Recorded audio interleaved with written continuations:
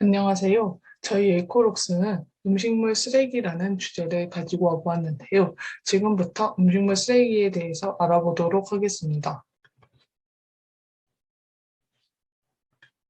음식물 쓰레기는 사람이나 동물이 먹고 남긴 잔반 또는 먹을 수 없게 되어 버려야 할 식자재와 음식물을 뜻합니다.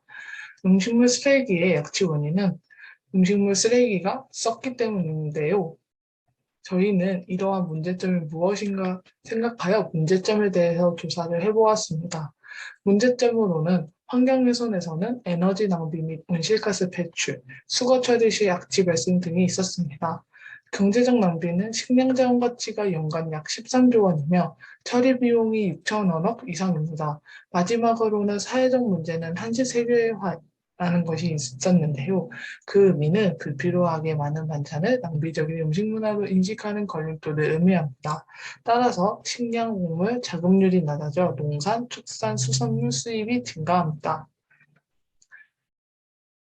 음식물 쓰레기에도 10계명이라는 것이 있었는데요. 지금부터 음식물 쓰레기 줄이기 10계명에 대해서 말씀드리도록 하겠습니다. 첫 번째, 꼭 식단을 짜서 식품을 구입합니다. 두 번째, 식품을 선택하여 구입합니다. 세 번째, 식사량을 감안 음식을 조리합니다. 네 번째, 찌개류는 먹을 만큼만 조리합니다. 다섯 번째, 식사 시에는 소형 참그릇을 사용하여 버리는 음식을 없도록 합니다. 여섯 번째는 음식점에서 남겨진 음식물은 꼭 싸옵니다. 일곱 번째는 결혼 예식 시 음식 접대 대신 답례품을 제공합니다. 여덟 번째는 여행 시에도 도시락을 준비합니다. 아홉 번째는 이물질, 물기를 제거 후 분리배출합니다. 열 번째는 가정에서 화분들의 거름으로 재사용합니다. 이렇게 음식물 쓰레기 줄이기에 10계명이라는 것이 있었습니다. 지금부터는 분리배출 요령에 대해서 말씀드리도록 하겠습니다. 분리배출 요령은 음식물 쓰레기가 동물을 씹어넘길 수 없을 정도의 찌꺼기와 영양소가 0에 수렴하는 찌꺼기를 재사용 가치가 없어 일반 쓰레기를 구분하여 처리합니다. 즉, 분리배출은 쓰레기를 처리하는 쪽의 입장에서도 필요한 부분이고 쓰레기를 배출하는 곳에서도 잘 분리를 하며 쓰레기가 한결 줄어드는 효과가 있습니다. 사진은 음식물 쓰레기처럼 보이지만 음식물 쓰레기가 아닌 것들을 가지고 와 보았습니다. 이 얘기는 뒤에서 계속 이어서 나가도록 하겠습니다. 분리배출을 할 때는 일반 가정과 음식점으로 나눌 수 있었는데요. 일반 가정에서는 음식물이 배어있는 수분을 최대한 제거한 후 이물질이 혼합되지 않도록 하여 지정된 요일에 배출합니다. 음식점에서는 음식물 쓰레기를 채바구니 등을 이용하여 물기를 완전히 제거하고 특히 조리 과정에서 발생하는 조개 껍질, 이쑤시개, 껌 등의 이물질을 제거한 후 배출합니다. 소금 성분이 많은 간장이나 고추장, 김치 등은 물로 헹구어 배출합니다. 음식물 쓰레기의 구분 방법은 음식물 중 일반 쓰레기를 배출해야 한다는 점인데요. 소, 돼지, 닭 등의 뼈와 털, 조개, 소라 껍데기, 큰 생선뼈, 견과류의 껍데기와 햇가루의 복숭아 씨등 일회용 티백, 달걀 껍데기, 꽃게 등 갑가루 작은 생선뼈. 이러한 것들은 음식물 쓰레기처럼 보이지만 음식물 쓰레기가 아닌 일반 쓰레기로 배출해야 하는 것들입니다. 다음은 음식물 쓰레기 처리기에 대해서 말씀드리도록 하겠습니다.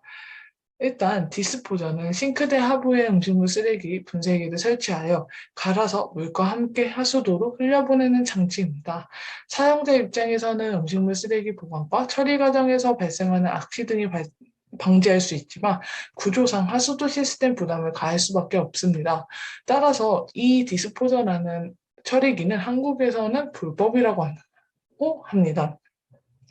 디컴포저는 음식물을 외부로 반출하지 않고 직접 처리하는 것을 기반으로 만들어진 주방 가정 제품입니다. 따라서 음식물의 대부분 수분을 다량 함유하여 냄새의 원인이 되는데 건조하여 말려서 줄이자는 메커니즘으로 발생된 방식을 건조 방식이라고 합니다. 디컴포저의 바이오 방식은 극한의 영분을 자랑하는 지역에서의 미생물이 생존하는 것의 예로 미생물에 의한 소멸을 유도하는 메커니즘으로 파생된 방식입니다.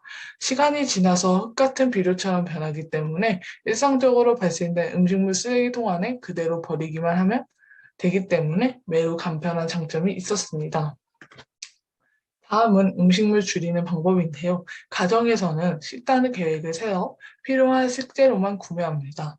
냉장고에 넣을 땐 내용물 확인이 가능한 투명 용기를 사용하고 식재료 보관 방법을 파악하여 특성에 맞게 보관합니다. 또한 자투리 식재료는 따로 모아 보관하여 알뜰하게 활용하고 가족의 식사량을 고려하여 적당량을 요리합니다. 음식점에서는 업소 영업 능력에 맞게 식재료를 구매하고 고객이 덜어 먹을 수 있는 앞접시를 비치하여 지나친 능력의 음식 장식을 자제하며 형식보다는 맛과 영양을 중시하는 음식 문화를 선도합니다. 네 번째로는 이제 마지막으로 포장 용기에 비치하여 남은 음식을 포장해 주면 음식물을 줄일 수 있는 방법 중 하나입니다.